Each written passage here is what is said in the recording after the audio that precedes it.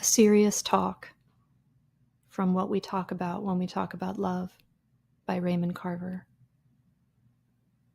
Vera's car was there, no others, and Bert gave thanks for that. He pulled into the drive and stopped beside the pie he dropped the night before. It was still there, the aluminum pan upside down, a halo of pumpkin filling on the pavement. It was the day after Christmas. He'd come on Christmas Day to visit his wife and children. Vera had warned him beforehand. She'd told him the score. She said he had to be out by 6 o'clock because her friend and his children were coming for dinner. They had sat in the living room and solemnly opened the presents Bert had brought over. They had opened his packages while other packages, wrapped in festive paper, lay piled under the tree, waiting for after 6 o'clock.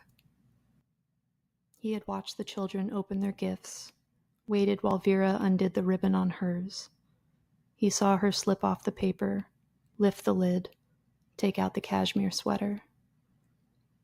"It's nice," she said. "Thank you, Bert." "Try it on," his daughter said. "Put it on," his son said. Bert looked at his son, grateful for his backing him up. She did try it on. Vera went into the bedroom and came out with it on. "It's nice," she said. "It's nice on you," Bert said, and felt a welling in his chest. He opened his gifts.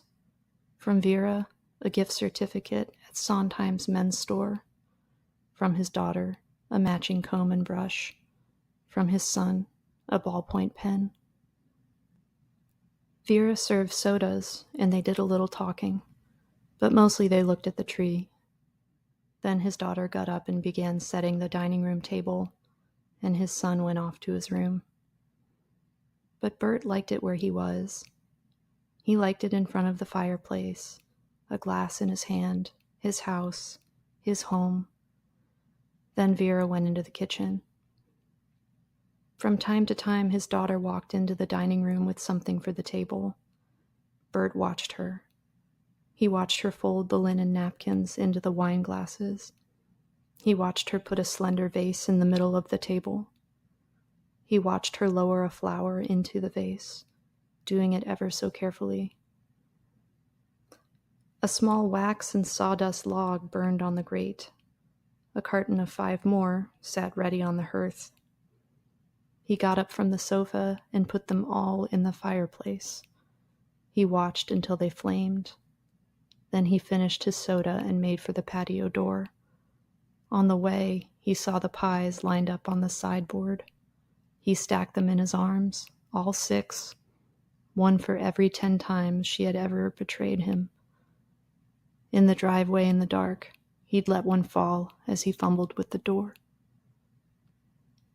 The front door was permanently locked since the night his key had broken off inside it.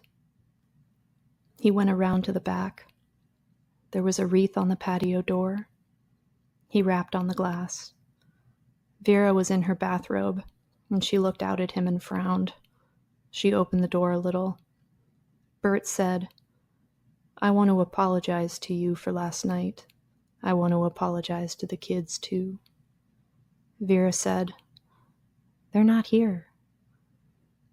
She stood in the doorway, and he stood on the patio next to the philodendron plant. He pulled at some lint on his sleeve. She said, "I can't take it anymore. You tried to burn the house down." "I did not." "You did. Everybody here was a witness." He said, "Can I come in and talk about it?" She drew the robe together at her throat and moved back inside. She said, "I have to go somewhere in an hour." He looked around. The tree blinked on and off. There was a pile of colored tissue paper and shiny boxes at one end of the sofa. A turkey carcass sat on a platter in the center of the dining room table, the leathery remains in a bed of parsley, as if in a horrible nest. A cone of ash filled the fireplace.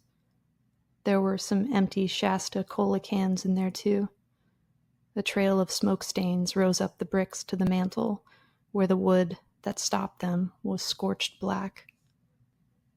He turned around and went back into the kitchen. He said, "What time did your friend leave last night?" She said, "If you're going to start that, you can go right now." He pulled a chair out and sat down at the kitchen table in front of the big ashtray. He closed his eyes and opened them. He moved the curtain aside and looked out the backyard. He saw a bicycle without a front wheel standing upside down. He saw weeds growing along the redwood fence. She ran water into a saucepan. "Do you remember Thanksgiving?" she said. "I said then that was the last holiday you were going to wreck for us. Eating bacon and eggs instead of turkey at 10 o'clock at night." "I know it," he said. "I said I'm sorry." "Sorry isn't good enough." The pilot light was out again. She was at the stove trying to get the gas going under the pan of water. "Don't burn yourself," he said. "Don't catch yourself on fire." He considered her robe catching fire, him jumping up from the table, throwing her down onto the floor and rolling her over and over into the living room, where he would cover her with his body. Or should he run to the bedroom for a blanket? "Vera?" She looked at him. "Do you have anything to drink? I could use a drink this morning." "There's some vodka in the freezer." "When did you start keeping vodka in the freezer?" "Don't ask." "Okay," he said. "I won't ask." He got out the vodka and poured some into a cup he found on the counter. She said, "Are you just going to drink it like that, out of a cup?" She said, "Jesus, Bert. What did you want to talk about anyway? I told you I have someplace to go. I have a flute lesson at 1 o'clock. "Are you still taking the flute?" "I just said so. What is it? Tell me what's on your mind and then I have to get ready." "I wanted to say I was sorry." She said, "You said that." He said, "If you have any juice, I'll mix it with this vodka." She opened the refrigerator and moved things around. There's cran apple juice," she said. "That's fine," he said. "I'm going to the bathroom," she said. He drank the cup of cran apple juice and vodka. He lit a cigarette and tossed the match into the big ashtray that always sat on the kitchen table. He studied the butts in it. Some of them were Vera's brand, and some of them weren't. Some even were lavender-colored. He got up and dumped it all under the sink. The ashtray was not really an ashtray. It was a big dish of stoneware that they bought from a bearded pater on the mall in Santa Clara. He rinsed it out and dried it.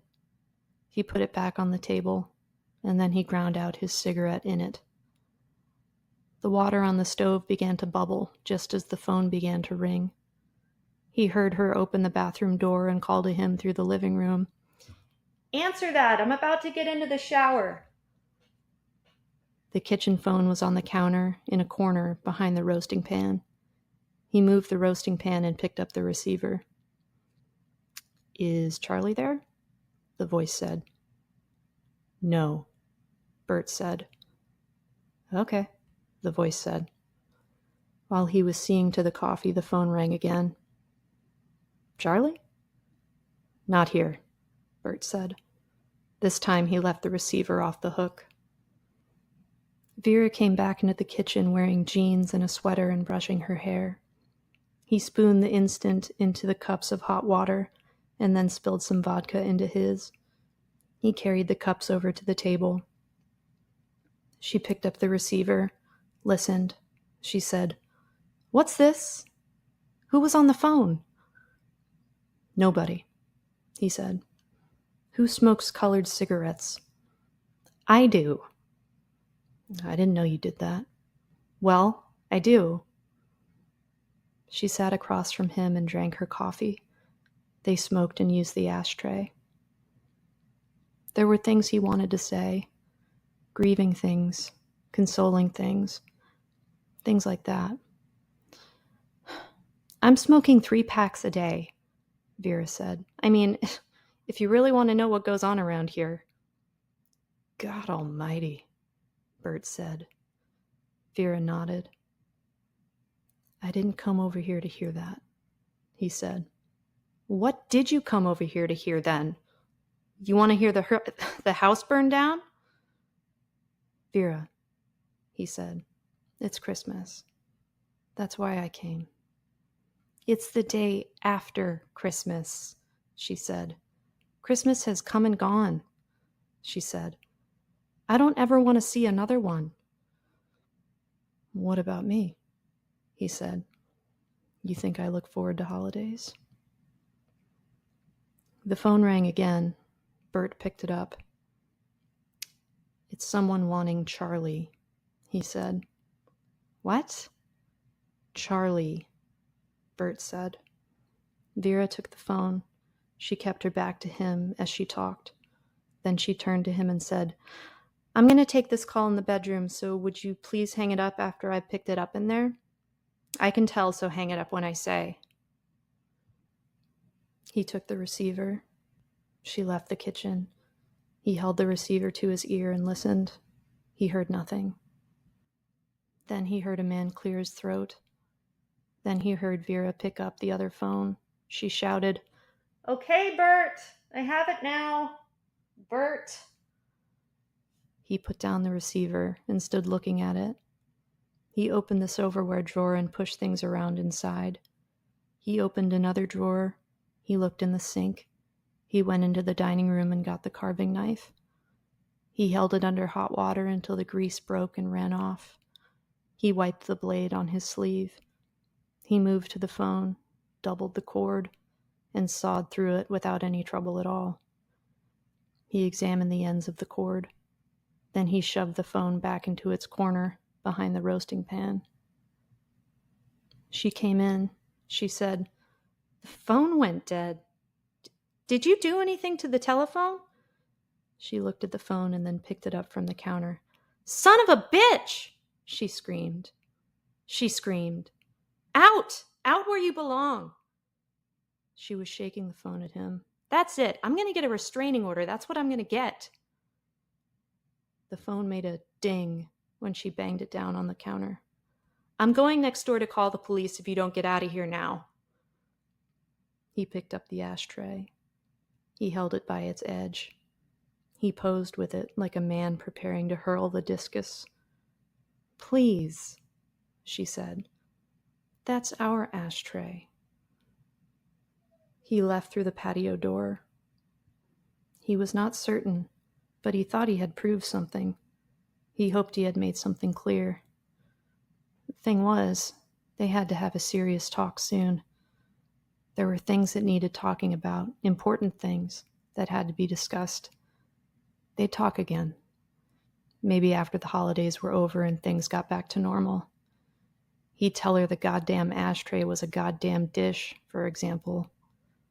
He stepped around the pie in the driveway and got back into his car. He started the car and put it into reverse. It was hard managing until he put the ashtray down.